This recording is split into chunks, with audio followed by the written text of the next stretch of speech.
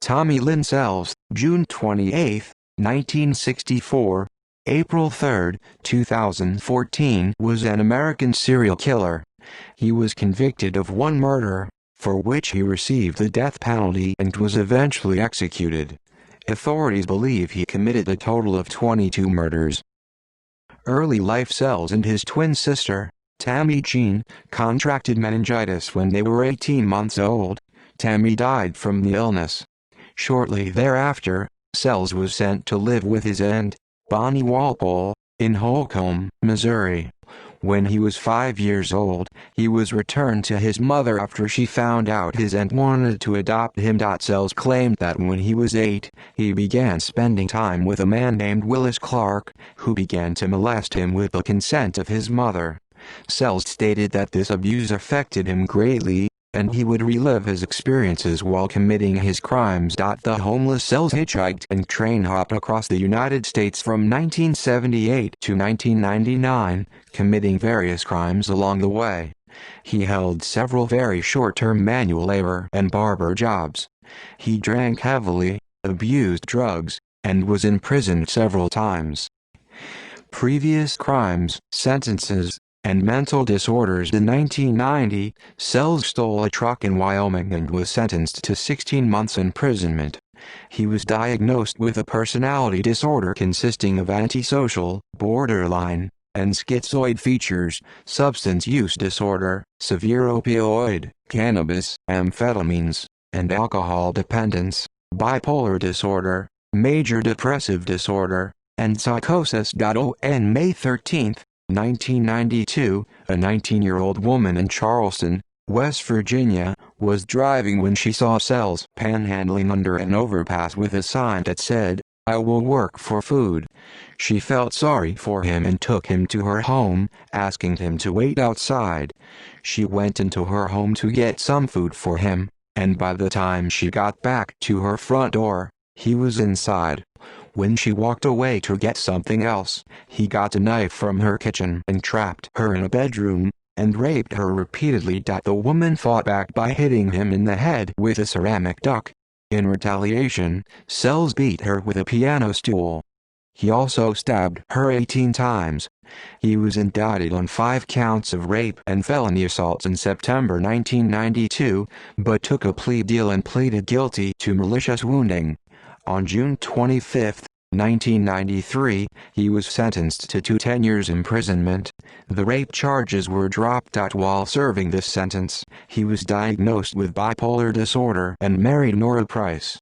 He was released in 1997 and moved to Tennessee with his wife.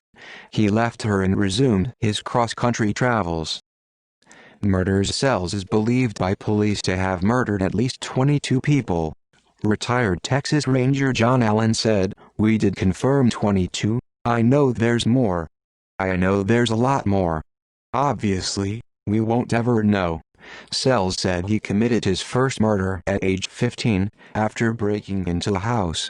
While in the house, Sells claimed to have discovered a man performing fellatio on a boy and killed a man in a fit of rage. In July 1985, 21-year-old Sells worked at a Forsyth, Missouri, carnival, where he met 28-year-old Anna Court, November 15, 1956, July 27, 1985, and her 4-year-old son Rory, August 3, 1980, July 27, 1985.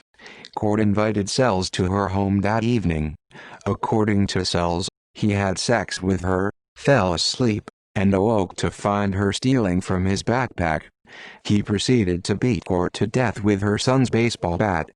He then murdered her son because the child was a potential witness. The bludgeoned bodies were found 3 days later, by which time Sells had left town. Sells is linked to these crimes. May 1987 murder of Suzanne Korch, February 2, 1960, disappeared and presumed dead. May 1987 in New York. November 17, 1987, murders of 4 members of the Dardeen family in Illinois. September 11, 1988, murder of Melissa Tremblay, March 1, 1977, September 11, 1988 in Lawrence, Massachusetts 1989 murder of a co-worker in Texas October 13, 1997, murder of 10-year-old Joel Kirkpatrick in Lawrenceville, Illinois November 18, 1997, murder of Stephanie Mahaney, June 20, 1984, November 18, 1997 near Springfield, Missouri April 18, 1999, murder of 9-year-old Mary Beatrice Perez, April 7, 1990, April 18,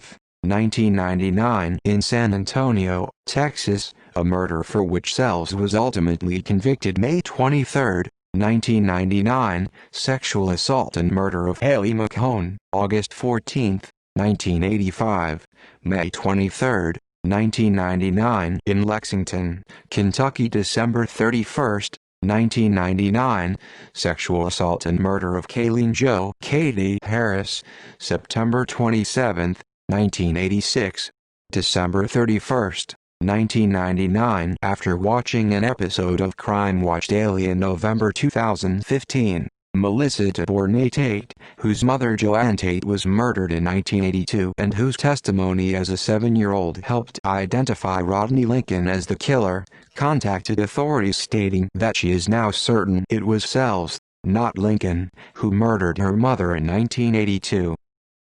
Arrests and confessions. On December 31, 1999, in the Guadalupe subdivision, west of Del Rio, Texas, Sells sexually assaulted, stabbed, and slit the throat of 13-year-old Kayleen Katie Harris, and slit the throat of 10-year-old Crystal Searles. Searles survived and received help from the neighbors after traveling a quarter-mile to their home with a severed trachea. Sells was apprehended after being identified from a sketch made from the victim's description.